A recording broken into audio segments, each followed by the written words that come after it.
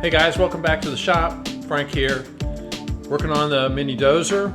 Last episode, we replaced the wheel, the high wheel here, that was just an idler with a sprocket idler. This episode, we're going to work on the bottom wheel here. And the way these idlers are is they're basically just have a space between these two plates, two circular plates, for the chain to ride in, rather than with a sprocket where you actually engage the chain. There's a 2.5-inch pitch chain which links all the treads on the track together. So the track is driven by a drive sprocket up at the front, and this had two idlers here, the high wheel, which is down. This is the way to tension the track. This pivots up, so it's detensioned right now. As you can see, that there's a lot of slack in the track at this point. We'll go ahead and use that and tension the track. We'll pivot it up.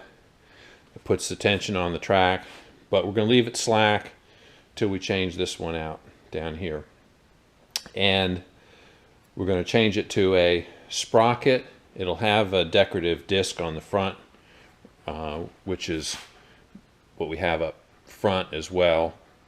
And then we're going to switch over to the other side and do that. So go ahead and get started here. We need to loosen the track, pull some slack in the back, take the support arm here off, and then pull this idler assembly off and look at it, and we'll make a new one with a sprocket.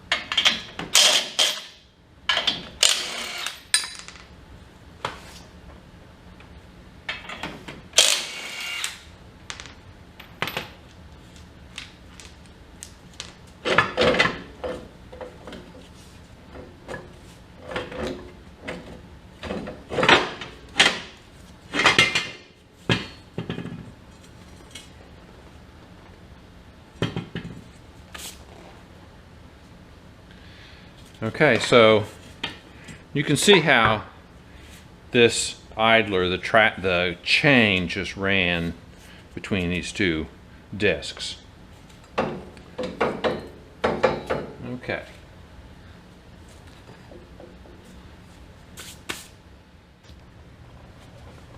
Okay, so you can see there's a 2-inch wheel spacer here, and then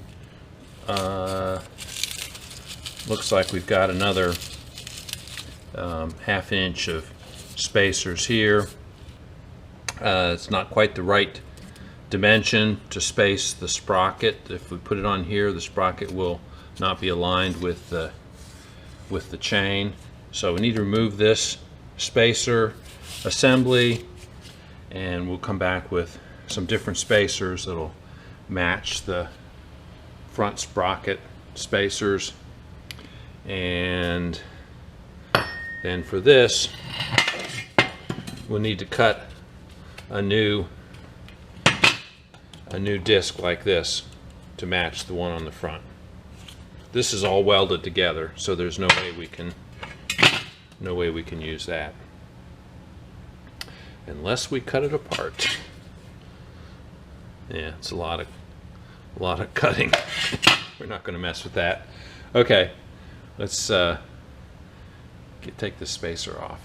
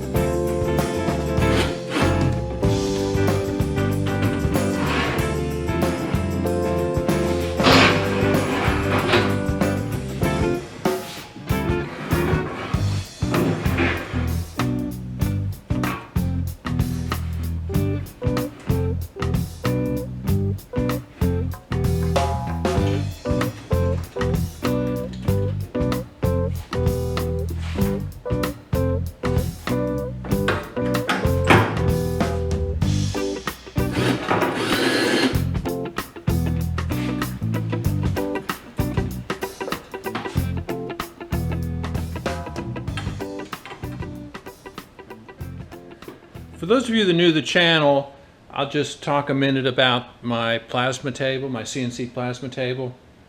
This is a Langmuir Systems.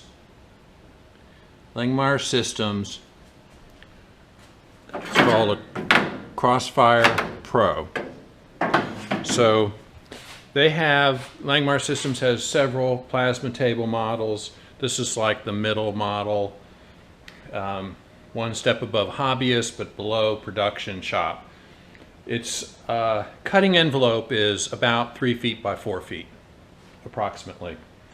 And what I do is I buy my metal in 4x4 squares, 4x8 sheets sheared in half from the metal supplier.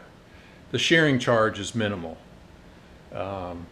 And my metal supplier is almost 100 miles away, but they deliver to this area 3 times a week, so it only costs $15 to get a delivery as long as you buy $300 or more. So very reasonable. And so I buy my sheet steel, and I have some supply here. I've used up most of my 3/8. I got one piece of 3/8 left. A couple, let's see, that's a quarter. These are even smaller, 11 gauge, maybe some 16 gauge. Little piece of, most of a sheet of 3/16, sheet of a quarter. So what I just put on the table is 1/4 inch mild steel, ASTM 36. And so I have my little jib crane here, which has a 500-pound capacity. And I think these sheets weigh, I'd have to look it up, more than I can pick up. Let's see, 150, 175 pounds, something like that. So this little jib crane handles them easily, and I got it on the table. So we'll cut out the wheel covers, sprocket covers that we need for the mini dozer sprocket change. Getting ready to cut the wheel, the idler disc. I'll cover this operation of the plasma table a little bit for those who are new to the channel. So this is called a machine torch as opposed to a hand torch. This is the nozzle. This is the protective nozzle. And this is the torch nozzle and electrode. And I don't know if you can see the wear on the end of the electrode a little bit, and the nozzle is enlarged from use. So these have to be changed out pretty frequently. In 1/4 and 3/8 inch material, which is cut a lot of, every like 30 minutes of cut time, which, I mean, granted, can be a good amount of material, but so I'm going to change these out.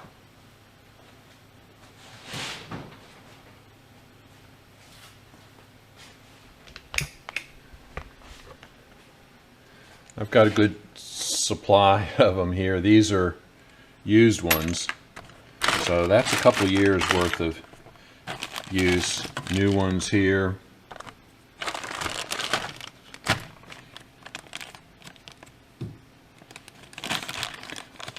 So there's 2 ways to buy these nozzles and electrodes. I buy them in bulk, and they cost half as much as if you buy them in the OEM retail package. So basically they're $5 a piece. $5 per electrode, $5 per nozzle. So it costs $10 to change the nozzle and electrode. But if you don't do it, you risk ruining the cut. So I change it more frequently than is probably necessary.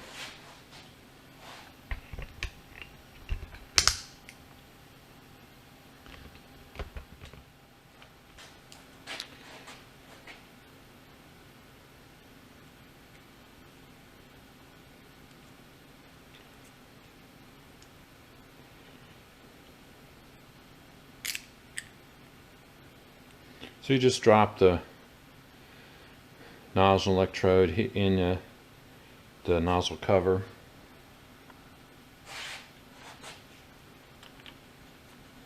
And it screws onto the torch.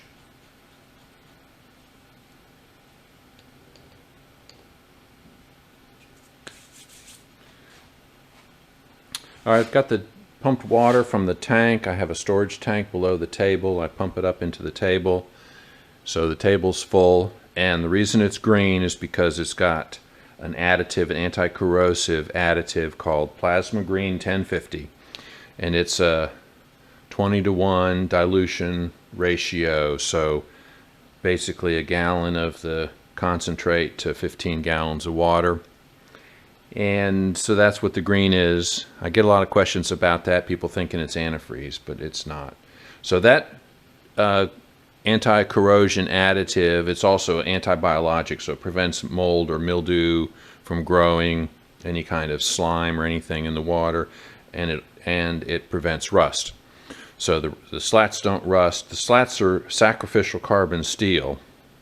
The pan itself is stainless, but so the liquid in the table, the water in the table, prevents the slats from rusting, and to some extent the parts coming off the table, if they're wet with that water, and they usually are, they don't rust. You don't get any flash rusting from the material you've cut.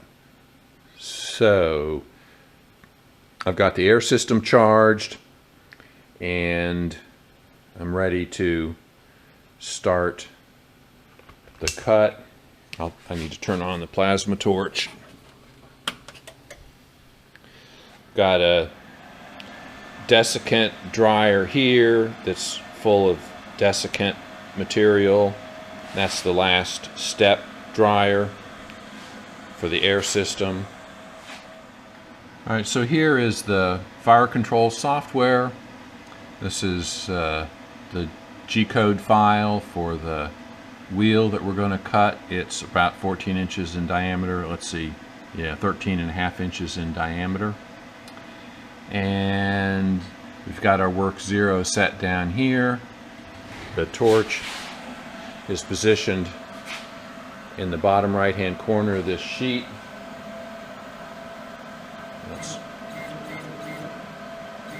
Okay, so that's positioned there. So we're basically going to cut the wheel out of this bottom corner, then we'll move over and cut another wheel right beside it.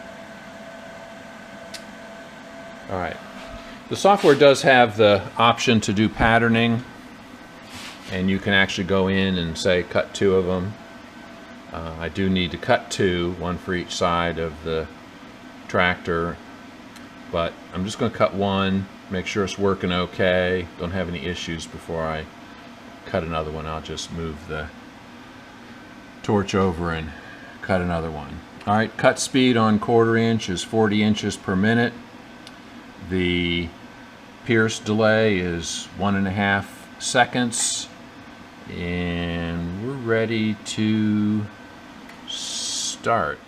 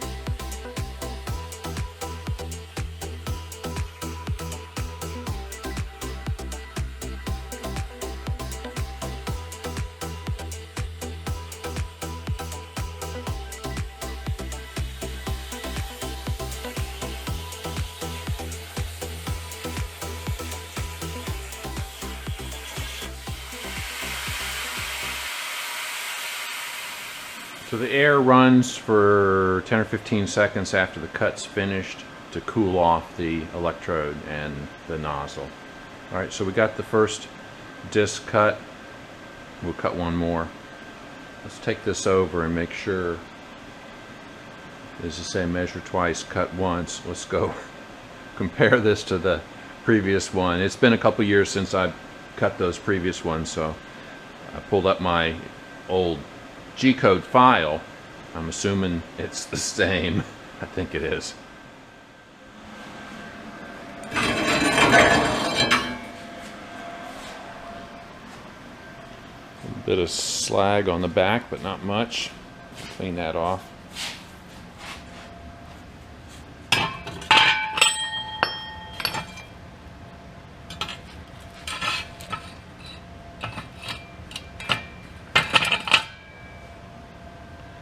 Okay, so that's exact duplicate. Alright, let's cut one more now that we got the table up and running. Take care of the other one.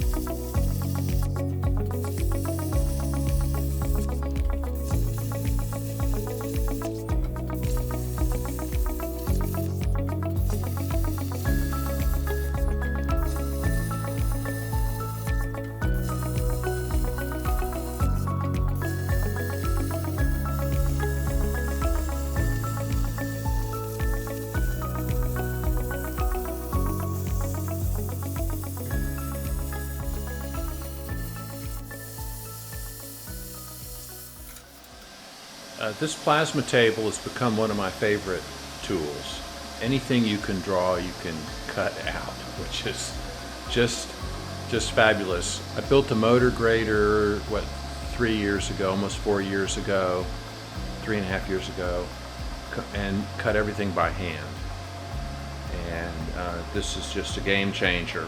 If you're thinking about a plasma table, I have to say I've been delighted with this Langmuir Systems Crossfire Pro. It has been totally trouble-free and flawless in operation. I've had zero issues with it. I bought their razor weld plasma torch, which is a 45 amp plasma torch.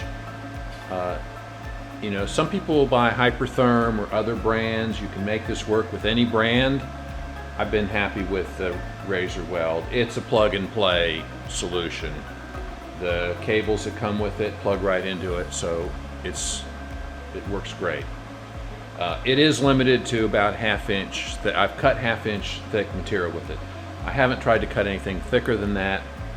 At 45 amps, that's probably the limit. Though, I don't know. I might try cutting some 5/8 sometime and see if I can do that. But so the way I have it set up is the table here. I have a 20-gallon sprayer tank here with a pump on it, and I have a switch, and I can pump the water. I can drain the water. I have drains in the table. They drain to the tank when I'm not using it. Pump it back up, fill the table. Water does evaporate, so you just have to replenish the water. The additive stays in there, so it never really gets depleted. And my torch sits down here. I said I have a desiccant dryer. You need a decent laptop with good graphics. This is an IBM Ultrabook T460. I mean, it's several years old, but it's certainly adequate computing power to run the system. I'm a ThinkPad guy. All my notebooks are ThinkPads. I've been buying ThinkPads for 25 years. So I will show you my air system. So this is a refrigerated dryer. So all the air comes through here, and it separates any additional moisture. my compressor is behind this panel, which is really a sound shield more than anything. So it's a 5 horsepower Ingersoll Rand air compressor, and this is basically a sound shield for it. The air comes out of the compressor head into this radiator and has a fan that runs while the compressor's running. At the output of this is a moisture separator here. So this is where I get most of the moisture. Comes into the separator, drain it, then the air goes back into the tank. The tank has a drain as well. It's an auto drain hooked up so you can drain the tank. But I never get any water in the tank. This gets all the water out, or virtually all of it. Of course, my shop is air conditioned and heated, so there's not a lot of moisture in the air. I mean, it's not humid. Then, as I draw it out of the tank, it comes through this series of another moisture separator here, and then into this manifold. One goes over to my air hose, the other one goes to the plasma table. It comes through this refrigerated air dryer. So after it leaves the refrigerated air dryer, it comes over here to the desiccant dryer and then to the torch. So if you're thinking about a plasma table, you need a lot of very dry air. Moisture in the air destroys the nozzle, they call them the consumables, nozzle and the electrode. I think I have a pretty good setup here, but it is an investment. The table, plus the air compressor, plus the refrigerated air dryer. The radiator is a hydraulic oil cooler, is what it is, but it seems to work pretty well. All right, we've got the second wheel cover, which is really what it is, or sprocket cover, cut out. So we'll come back shortly here with the spacers and reassemble the rear wheel idler and get that back together.